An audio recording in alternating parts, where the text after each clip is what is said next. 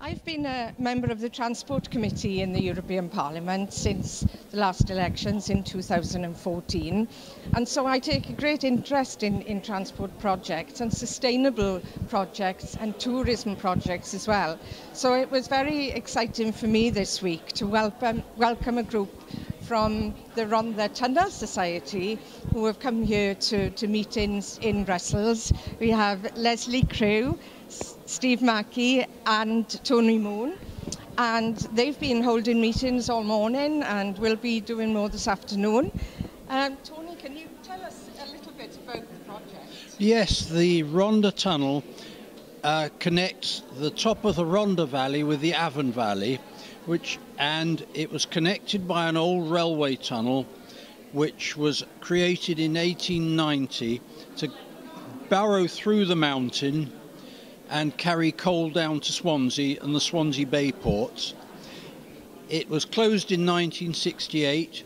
The portals have been completely buried and it's more or less been forgotten, except underground there is this magnificent tunnel.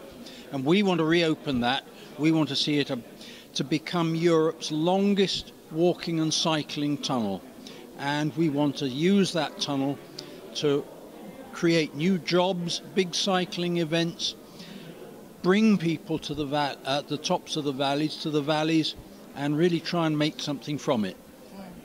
Steve, we've seen some of the magnificent photos of the inside of the tunnel, but you remember it from when you were a child?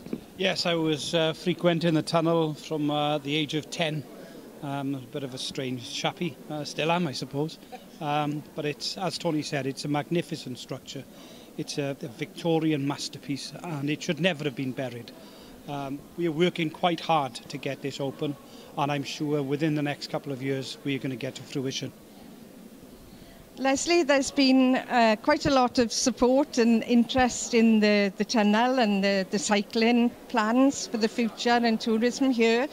But what about in the Rhondda and in Wales? Do you get that same support? Yes, more so in Wales and the Rhondda, obviously, because the tunnel is local. And the huge support that we've got right in the vicinity of the tunnel is immense on Facebook and on the internet. Everybody is so excited about opening the whole thing and seeing it all come into fruition, and to be able to ride through the tunnel on their bikes. Everybody can't wait.